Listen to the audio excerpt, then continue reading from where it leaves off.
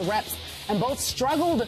But this morning, head coach Mike Pettin said Hoyer is a better leader. Quote, he was the clear leader from the beginning. We've maintained all along that if it was close, I would prefer to go with a more experienced player. Brian has done a great job in the meeting rooms and with his teammates on the practice field and in the locker room. The decision was made last night after meeting with offensive coordinator Kyle Shanahan and quarterbacks coach Dow Loggins. Coach Pettin informed the players this morning. The question, quite simply, is it the right decision? Stephen? It is the right decision. It's the right decision, Skip Bayless, because of a multitude of reasons. Number one, the experience, the veteran leadership, the absence of quality parts you have around him all factor into the equation. To take a young quarterback and throw him to the wolves like Johnny Manziel would have been thrown to the wolves, I think would have been much to the non-benefit of the Cleveland Browns. Ben Tate, we'll see what he does along with West in your backfield, but there's still question marks. Miles Austin, Nate Burleson, still question marks at the wideout. Jordan Cameron obviously is a stud, and we know what he can do. They've got a couple of high-priced dudes on the offensive line assigned to protect the quarterback, but you essentially don't have a lot of weapons.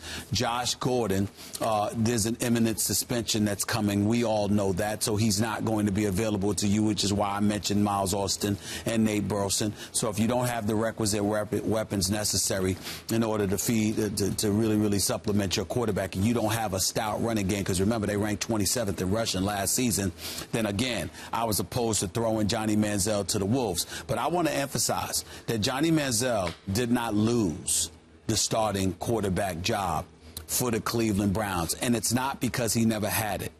He didn't get the job because he lost out on professionalism. It's that simple. When you hear Mike Pettin and those guys talk about a practice, talking about film room, talking about respect and command in the locker room, all of these little things added to the non-distraction that Brian Hoyer is, I think it's clear that Johnny Manziel did not get this job because they think he has a bit of growing up to do.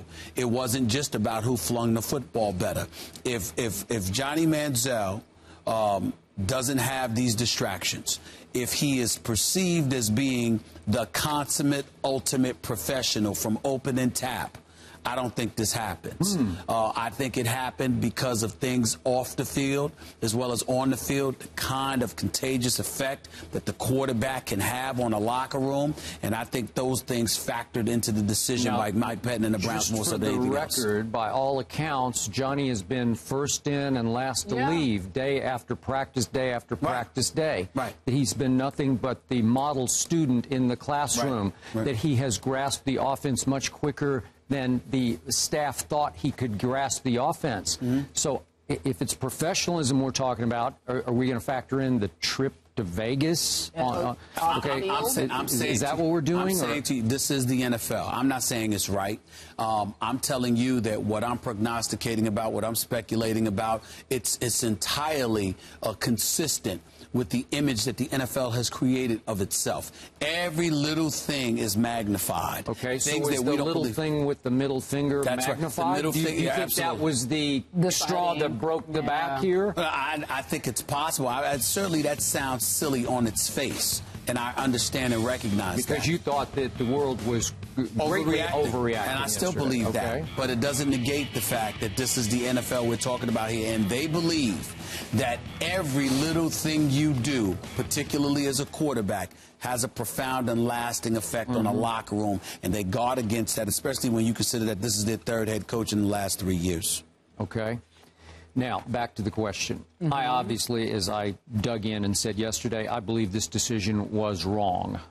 But I am not surprised by it. It obviously took 24 extra hours to arrive at this decision because, and this is a predictable conclusion that they arrived at, but it was because Brian Hoyer threw them a curveball, sometimes literally a curveball, on Monday Night Football as he crumbled under the head-to-head national stage competition with Johnny Football. I think that's exactly what happened.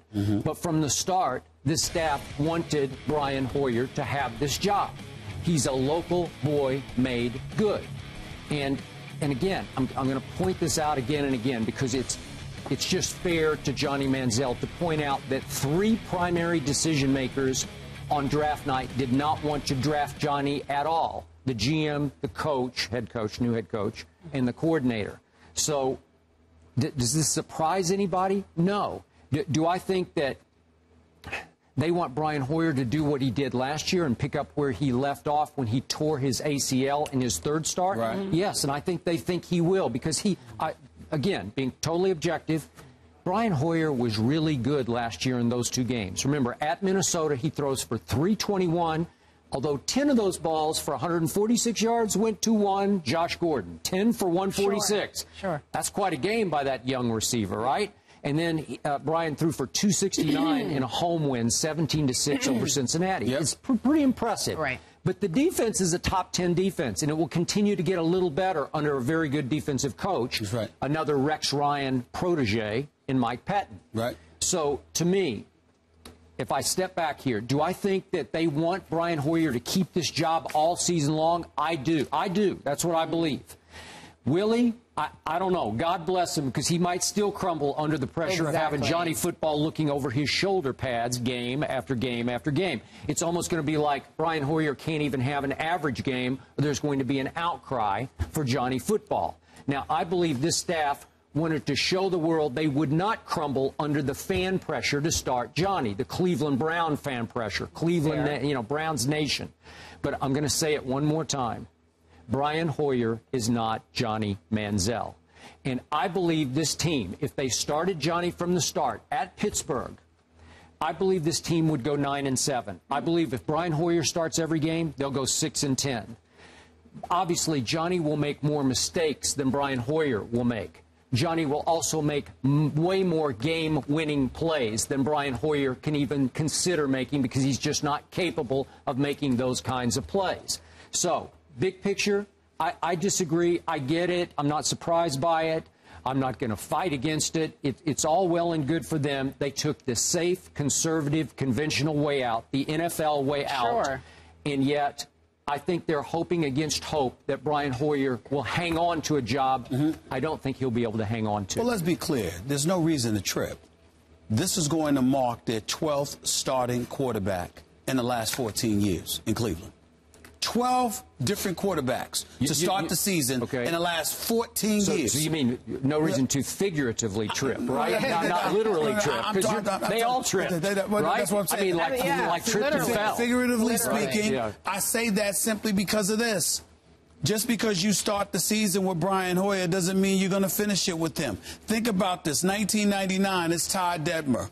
Next 2 seasons is Tim Couch. We know. After that is Kelly Holcomb, then Jeff Garcia, Trent Dilfer, Charlie Fry, Derek Anderson, Brady Quinn, Jake Delhomme, Colt McCoy, Brandon Weed in the last 2 years, and now you've got Brian Hoyer. But you also have a whole new regime. I understand that, but again, you've had how many coaches? You've had 3 coaches in the last 3 years. You've had no consistency over the last 7 years. That's why you haven't won but so many games since you haven't won over 5 games since 2007. All I'm saying to you is that in the end, when you look at the Cleveland Browns, how they start, they're always trying to find their bearings. They're always trying to get their feet up under them to start the season. They never go in, it appears anyway, they never go into the season with a definitive plan on the offensive side of the ball. And knowing this, they hired a defensive-minded coach. Now, their defense is going to be legit. We know that. Their front 7 is no joke. You've got the corner. Hayden is no joke. You drafted Gilbert. You picked up a couple of other dudes.